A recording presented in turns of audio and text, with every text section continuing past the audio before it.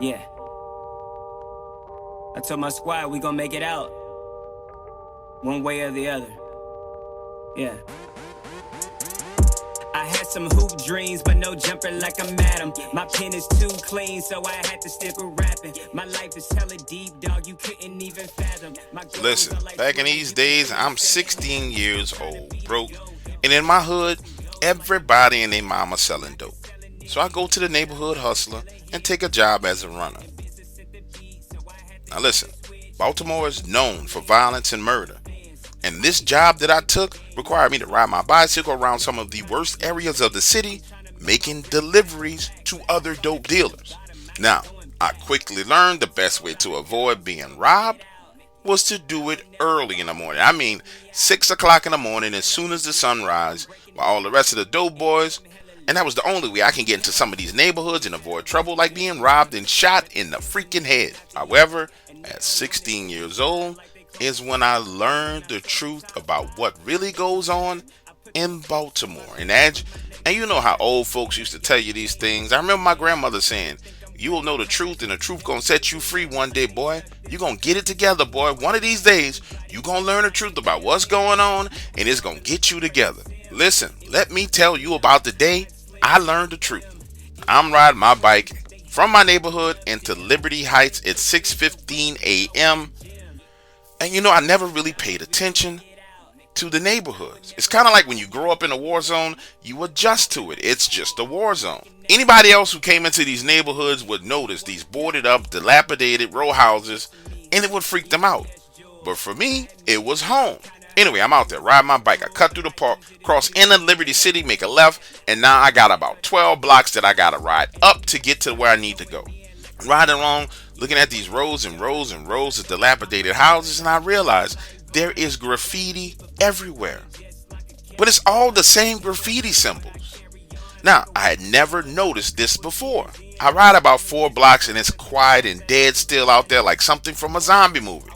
Now, I need to go over a block to my left, but I noticed some cats up there on the corner and I wasn't taking a chance of confronting them, so I cut through one of these alleyways. Again, I'm going through the alleyway and I noticed the graffiti everywhere. I'm just riding along, thinking to myself, look, let's get where we need to go, get this done. Once we get this delivery made, it don't matter if somebody try and rob us because we ain't got no money. They just gonna let us go. So I'm riding through this alleyway and I notice that the walls themselves seem to be swirling and moving around.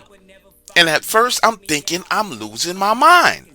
And to be clear with you, I didn't do no drugs, I didn't smoke no marijuana, I didn't do anything at age 16. I am there, and that graffiti on those walls look like little portals that are swirling around. Then I see what looks like hands coming out of one of those portals and reaching out and pressing the palm of the hand against the wall like something is trying to pull itself through. Bro, I'm telling you, I stop on the bike and I sit there and watch as these hands are struggling to try and get a grip on the wall. Listen, then I look up the alleyway that I was riding through and it's the exact same freaking thing in every location where this graffiti is. Now, if you ever ridden a bike, you understand the position that I was in. My butt wasn't in the seat.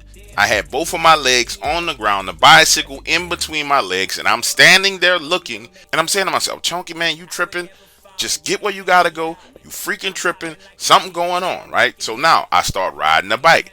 As I'm riding the bike down that alleyway, these hands are coming out everywhere. It's literally like something is trying to crawl into this dimension. And it's not one thing, it's a whole lot of things. So I get out of that alleyway, I make a left turn, and when I come up this next block, remember I was trying to avoid those guys at the end of the other block. When I come up this next block, nobody's there. I'm pedaling full speed ahead. I still got about 6-7 more blocks to go to get to my destination. Then I gotta cut back over and get back on the street that I was originally on. The whole purpose of me doing this was just to avoid those guys. Man, I'm riding along, looking at these dilapidated row houses, and I'm seeing all kinds of stuff, like wings coming out of walls, feet coming out of walls, all kinds of crazy stuff. I'm saying to myself, man, I know I'm not on drugs. I have got to be losing my mind. Nonetheless, I get there, I make my delivery, right? When I tell you I absolutely refuse to go that way back, I ride all the way around that entire neighborhood, and it takes me like an hour and a half to get back home. Now get this, when I get back home, I go in the house, my grandmother's there, she's asking me where I've been, what I've been doing, why I'm up so early. It's not like for me to be up early in the morning. And I say, Grandma, I gotta tell you what I saw. I sit down at the table and I tell my grandmother what I saw. She says, baby, this city is full of evil, destruction, and murder, and what God was showing you were the spirits behind it. And I'm so happy that he showed it to you, because it means that you're going to leave Baltimore. My grandmother is telling me at age 16, I'm going to leave Baltimore. I'm saying, Grandma, ain't no way in hell I'm getting out of Baltimore. I done dropped out of school. My life is a mess. No way I'm going to be able to leave this city. Get this, time passes. I'm 19 years old. My girlfriend gets pregnant. I have my first son. And my girlfriend is on me about leaving Baltimore. She says, look, we need to leave this city. I don't want to raise a kid here. We need to move down south. And every day, we need to move down south. We need to move down south. The two of us are living in a house with my grandmother. My grandmother passes away at night in her sleep. And we go through the process of the funeral and the madness and everything that ensued. And finally, my girlfriend says, listen, your grandmother left $10,000. Let's take the $10,000 and let's just leave. So we did. We packed up, we left Baltimore, and we moved to Mississippi with only $10,000. We packed up, left Baltimore, moved to Mississippi with only $10,000. No job, no nothing. And man, when I tell you that was a struggle, it was an absolute struggle for me. It seemed like no matter what I did, I couldn't find work. And when I finally found a job, I got fired. Then, all of a sudden, things seemed to get better. My old lady got a job, and then I got a job. And we've been here, right here in Mississippi, ever since.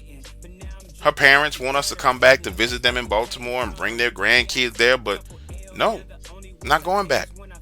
I'm never going back.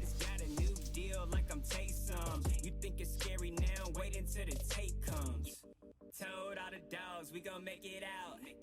I would never fall, you can't take me out. I'm popping like a zit, I'm breaking out. And I am hella lit, you want a couch.